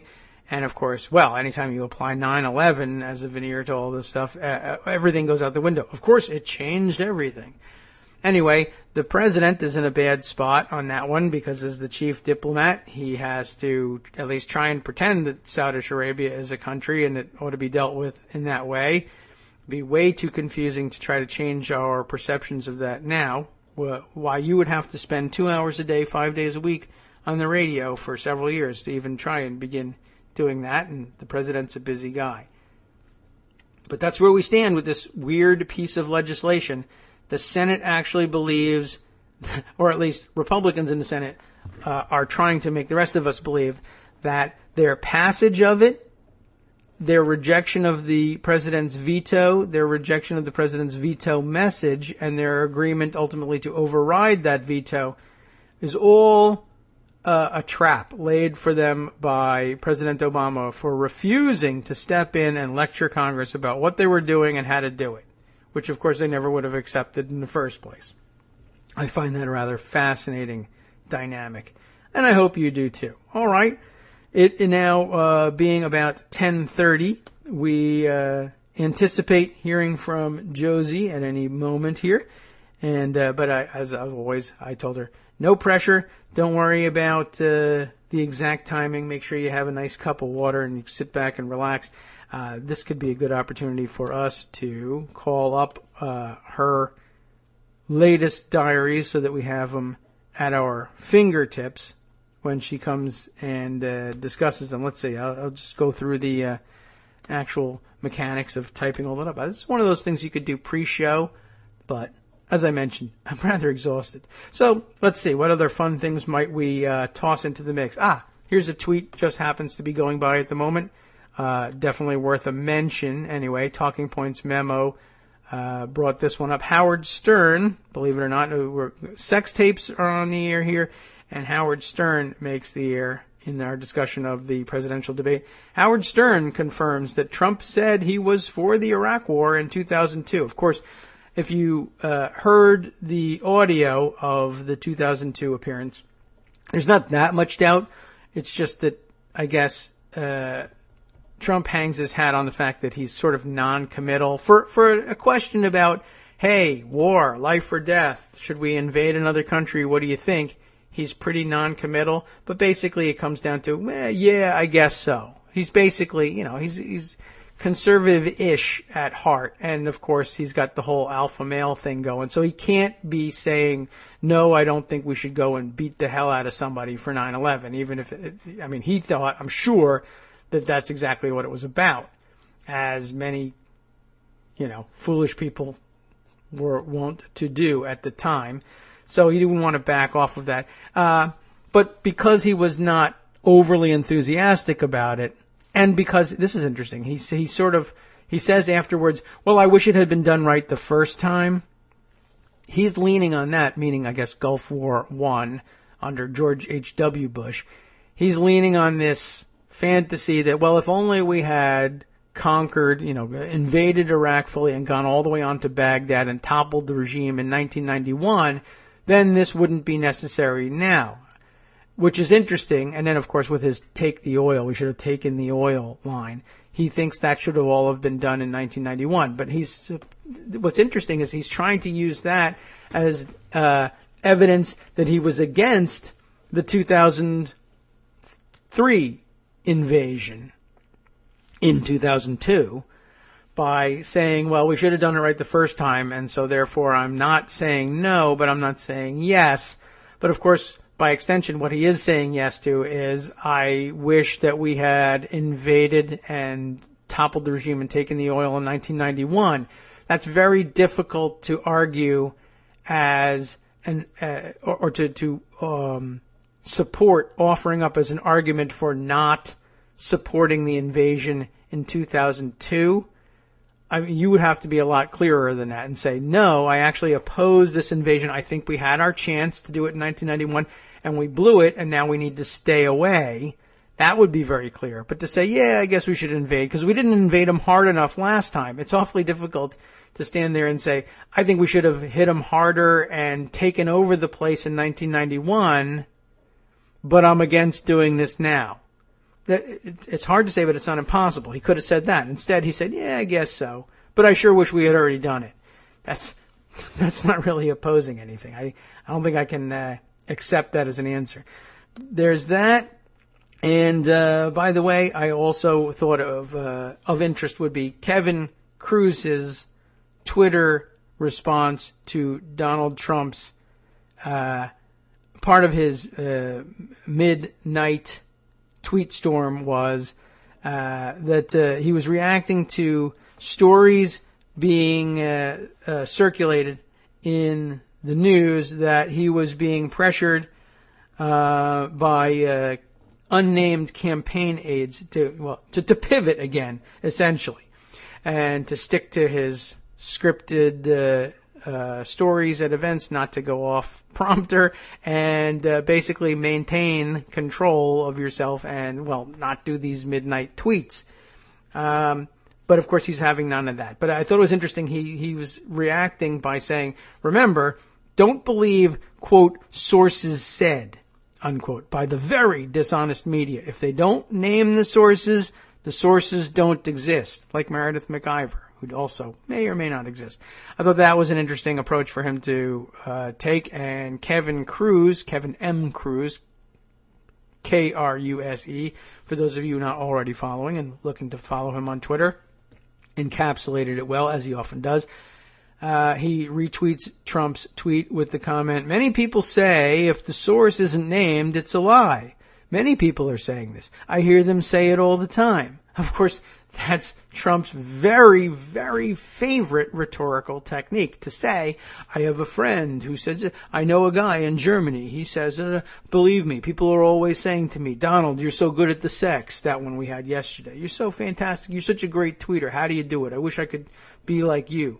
How could I be as successful as you? People are constantly saying to me, I will get sick of the winning. I don't know. Who? I don't know. People. They believe me, right? That's all he does all day long. So I thought that made the point rather brilliantly.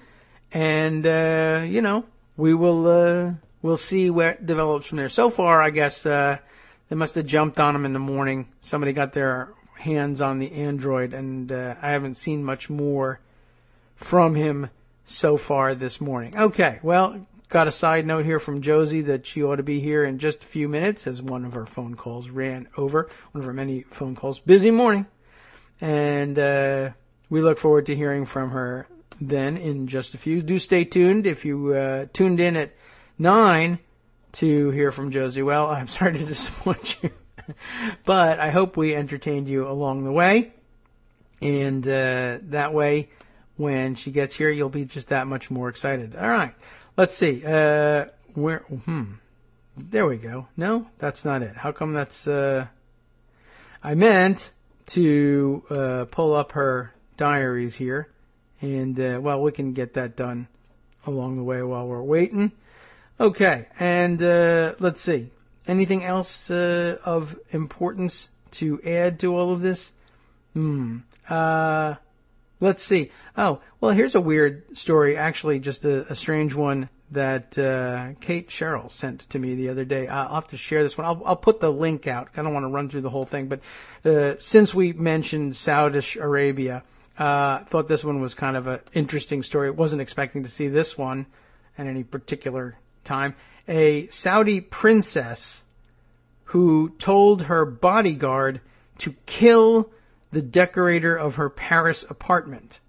I don't know how seriously she meant it, but it's not something you want to be on record as saying. Anyway, a Saudi princess, it says here in The Local, which is a French website here, thelocal.fr, a Saudi princess has been accused of ordering her guard to beat up and kill an interior decorator in Paris. I wonder if she was saying, I want you to beat up and kill, not my interior decorator, Donald Trump's, that I would believe.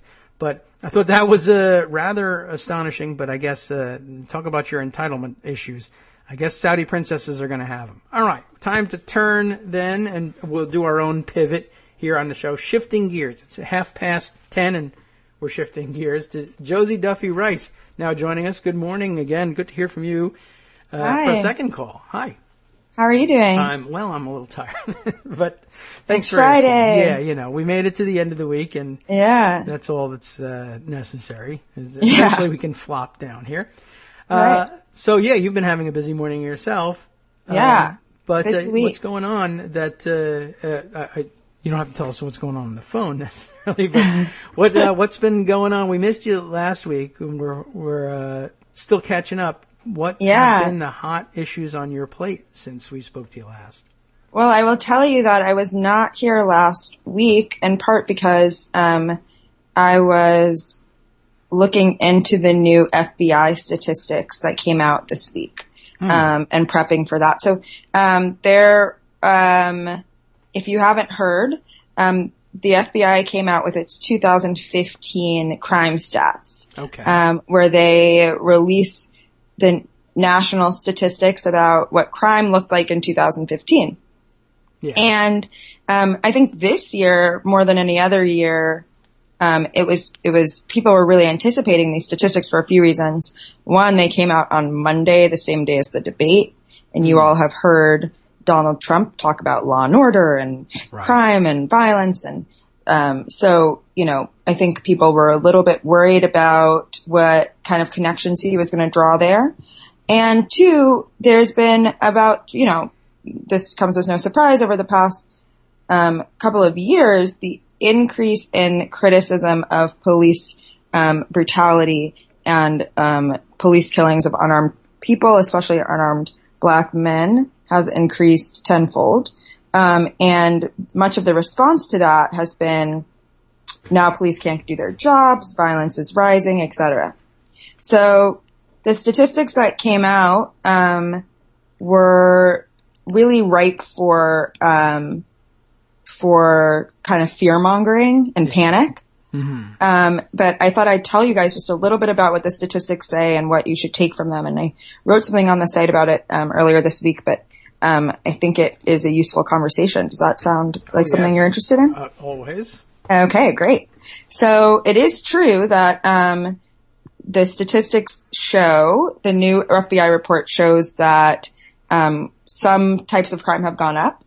That includes violent crime, which has risen by 4%, and homicide, which has risen by about 10%. Mm-hmm.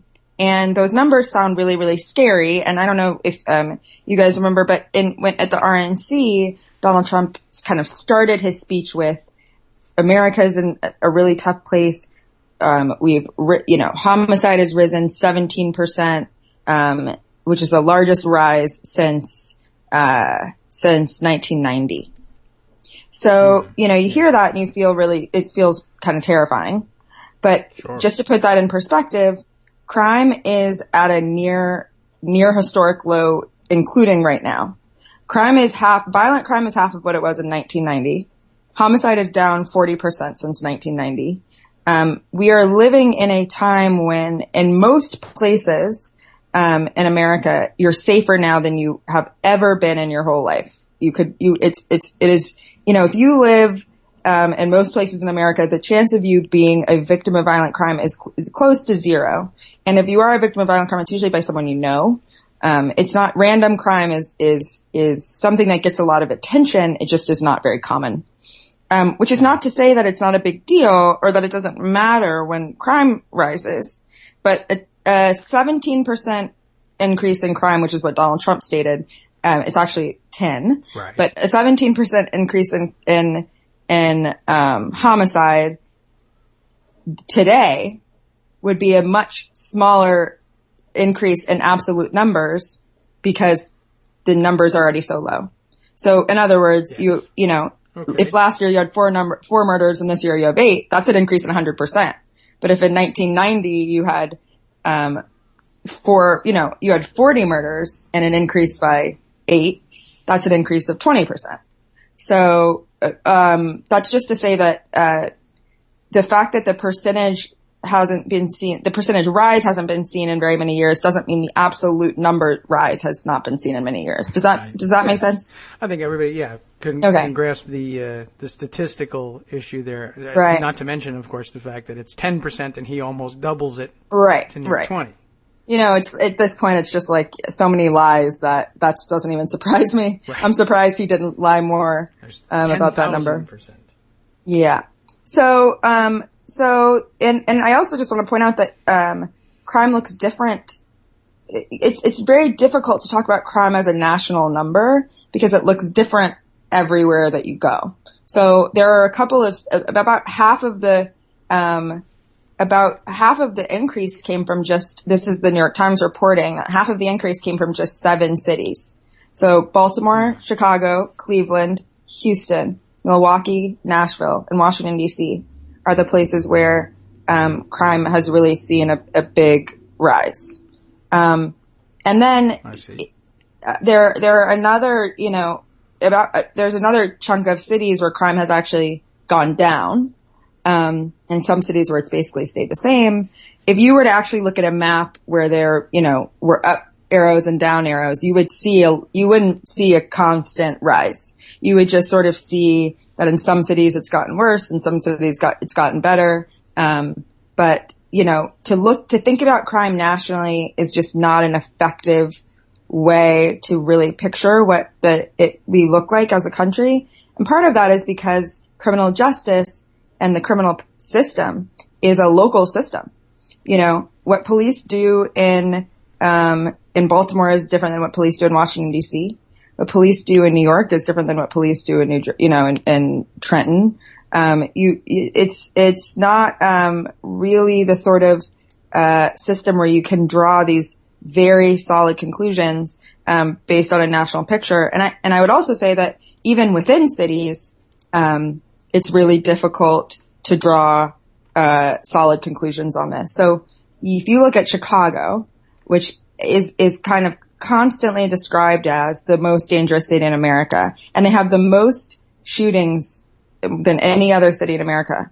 And most of those shootings happen in just a few neighborhoods. Most places in Chicago, if you live there, you're safer now than you've been historically, because crime happens usually on a neighborhood, isolated community level. And that those communities are usually, poor communities. They're often minority communities. And these are places where the gun violence issue is a very, very real issue.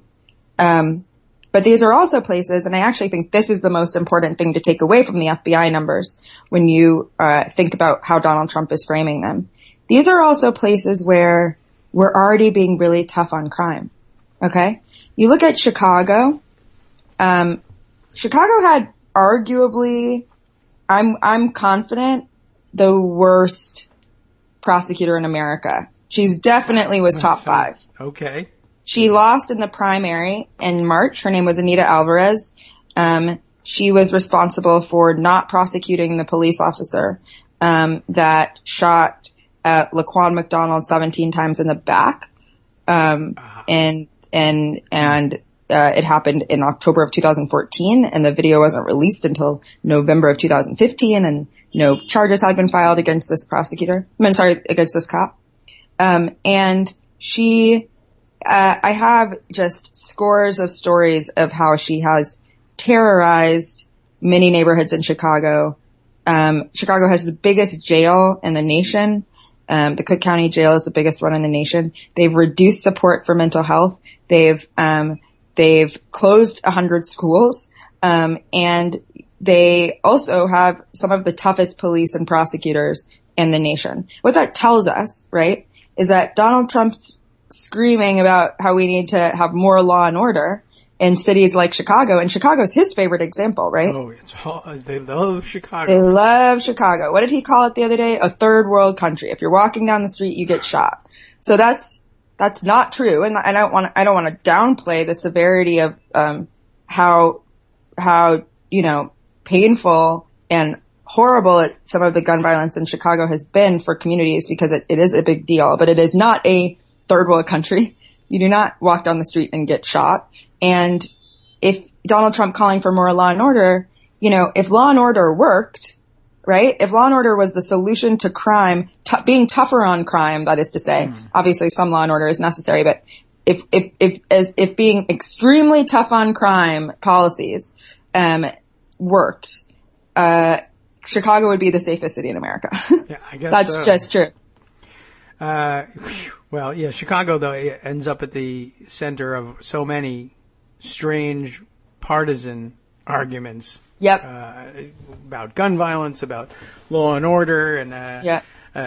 So we see that happen quite often. And of course, then of course the definition of what does it even mean to be tough on crime? A lot of these policies aren't tough on crime so much as they are tough on people who live in the neighborhoods that are having a difficult time. Exactly. And, in places like Chicago, and I invite anybody who has this information about their city to let me know it.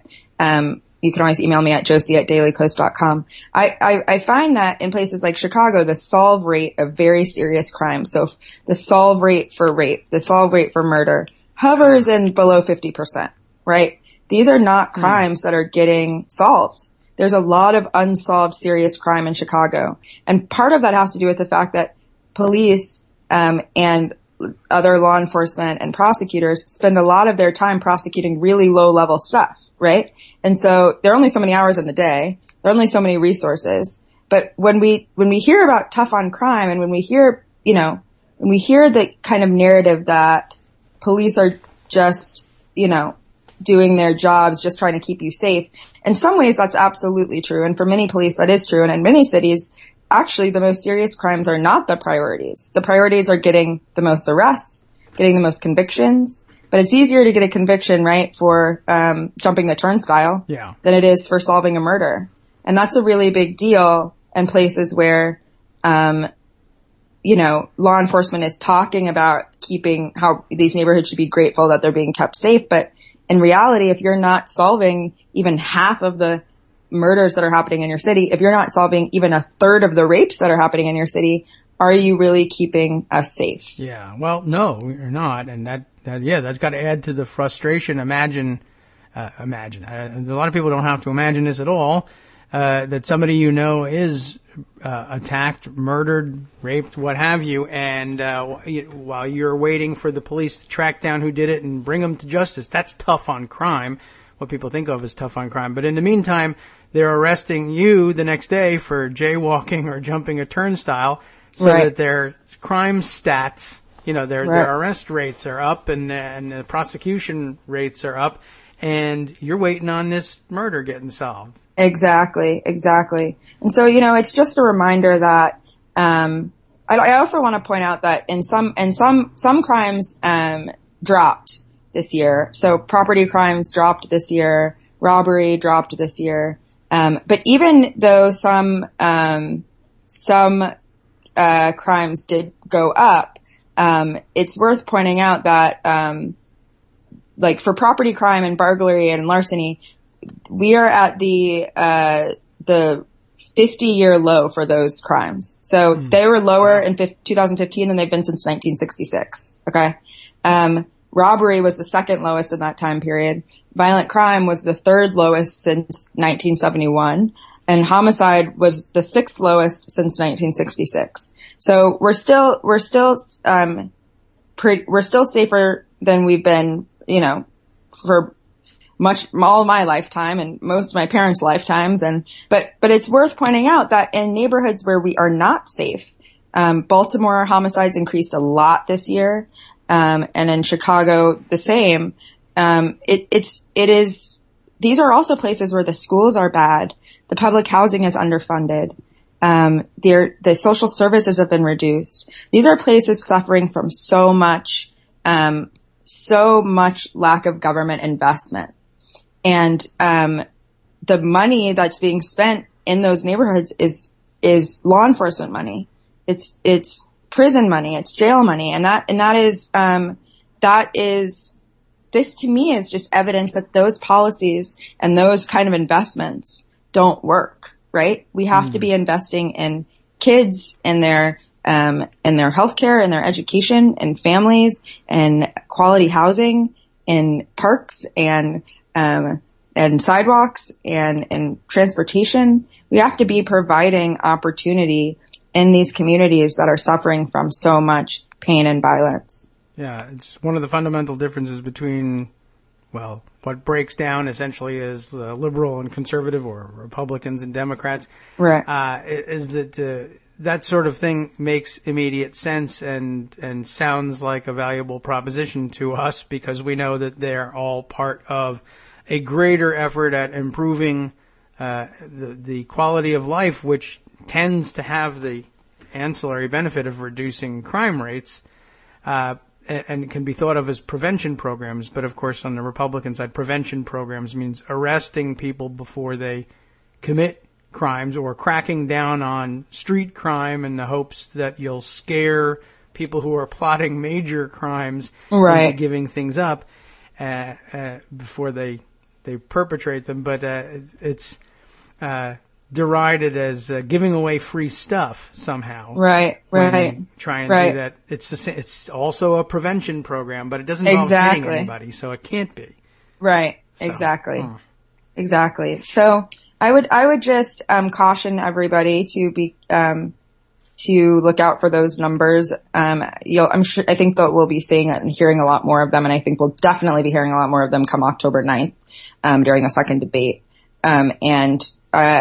Remember, what these numbers say, and that what Trump is saying is, Trump is looking at the cities with Baltimore just came out, just was the subject of a DOJ report that said the police there are just, lawless, which is ironic. And homicides are up 60% there. You think about, when you look at how these cities that are the most dangerous, and then you look at what Trump considers to be a solution to that violence, there's really just no argument, right? There's just no argument. Well, it certainly doesn't make any sense to any of us, and I'm glad that you're on the case. I see that you had a piece on Monday, I guess, leading up to this and anticipating the release, and talking about Trump's lines in the debate, Trump's fear-mongering and racist lies about crime in America. I anticipate then there'll be another piece shortly when you've digested the 2015 crime stats. Yeah, I think that one has a lot about them, but a lot about the stats. And I updated it actually after after the debate. But I think that there's a lot to say about this, and I'll continue to be hitting it and talking about it over the next few weeks. All right. I was that next week I have another story for you guys. I don't have enough time today, but there's another good one. So I'm excited to talk again. Okay. Well, we can certainly do that. We can accommodate you earlier, or hey, anytime. And by the way, if there's just something you just can't wait for a Friday, you're invited anytime to. All right. I might do that. I might just call in. We'll answer anytime. Thanks, Josie. Okay. Thank you. Appreciate it. And we'll at least hear from you next week, I think. Yeah. And anytime in between would be great. Great. Thank you, Dave. Take care. Keep doing what you're doing. Josie Duffy Rice. Writing on justice issues on the front page at Daily Kos. Check it out. Make sure you're up to date on the latest crime statistics. They're important. You'll be confronted with them in every argument between now and November. Thanks, Josie. All right, so let's see. We've got the music rolling. It's Friday. I'm about to pass out, so that's good. Let me get right over to what's going on the after show so that I can get through some more of it. I've been rushing myself all week. Come on, click. Here we go. Angle of Repose Friday. Terrific. I would love to repose. Wisconsin lied to a federal court in order to get away. Oh my gosh! In order to get away with voter suppression, and now they've been caught.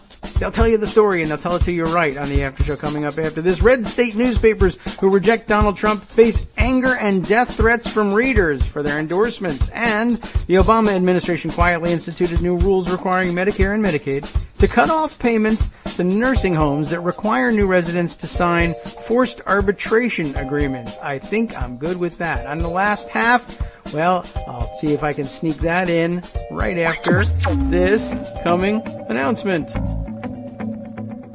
From Daily Kos Radio on networksradio.com. You have been listening to the Kagro in the Morning Show with David Waldman. Now here's a great story. I'm so glad to see them picking this one up. Washington State parents are horrified. A 55-page AP history packet insists blacks used to have stronger work ethics during slavery, and science has discovered one psychological characteristic all online trolls share. All of that coming up next on the After Show with Wink and Justice.